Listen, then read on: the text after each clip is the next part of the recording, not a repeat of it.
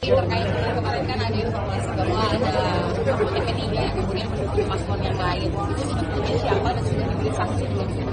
Pertama, di P3 baik dari ADART maupun peraturan organisasi tidak ada yang namanya nomenklatur organisasi bernama Pejuang P3. Yang ada dari struktur pusat namanya DPP P3, DPW P3 untuk provinsi, DPC P3 untuk kabupaten dan kota. Jadi kalau ada yang mengatasnamakan P3 di luar struktur organisasi itu berarti adalah liar. Tidak ada dalam struktur organisasi P3. Maka kemudian mereka yang mengatasnamakan P3 itu adalah pilihan politik pribadi, oknum.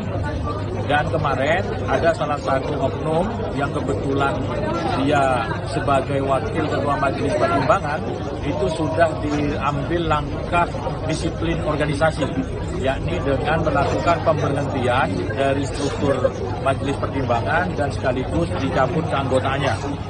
Dan terhadap nama-nama yang ada dalam rilis yang beredar, sebagian besar sudah mengkonfirmasi bahwa mereka tidak terlibat dan tidak tahu-menahu. Salah satunya Bapak Emron Pangkapi yang dicatut namanya di situ, beliau hari ini hadir di acara sore hari ini. Dan kemarin juga ada nama Bu Siti Nurmilah, anggota Mahkamah Partai, juga mengklarifikasi beliau tidak tahu-menahu terkait dengan hal tersebut. Yang kedua, terhadap calon legislatif yang kemarin mengatasnamakan dirinya calon anggota DPRD dari P3 terlibat dalam kegiatan itu, kalau mereka nanti terpilih tidak akan diajukan pelantikan, bahkan akan di PAW terlebih dahulu sebelum dilakukan pelantikan. Jadi ini menunjukkan keseriusan P3 menegakkan disiplin organisasi, mengamankan keputusan partai yang mengusung pasangan Ganjar dan Mahfud.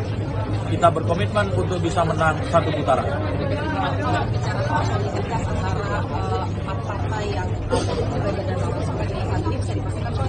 Semua secara organisasi solid.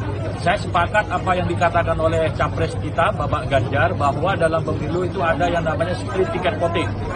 Tidak bisa 100% partai kadernya, karena namanya kader partai itu kan lentur.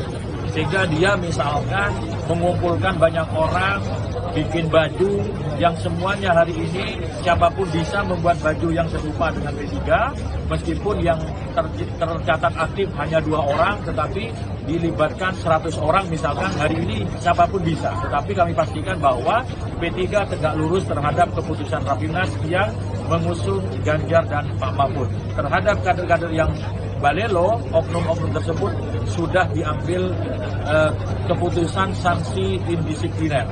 Dan kemarin untuk memastikan dukungan terhadap Ganjar Mahfud, DPP P3 menggelar rapat koordinasi secara virtual dihadiri oleh 38 DPW di seluruh Indonesia dan 514 DPC seluruh Indonesia. Semua solid, kompak, memenangkan Partai Persatuan Pembangunan dan memenangkan Ganjar Mahfud satu putaran. Mas, satu lagi Mas, ini kan tadi dibilang ada nama yang dicabut, kemudian nama P3 juga dicabut. Selain sanksi dari segi organisasi, akan dibawa ke ranah kami sedang mengkaji dari aspek peraturan perundang-undangan, terutama pertama dari ketentuan undang-undang pemilu. Apakah diperbolehkan nama P3, kalau DPP P3 memang resmi punya kami, nah kalau pejuang P3 ataupun nomenklatur yang lain itu apakah masuk terhadap pencaplokan identitas kepemiluan.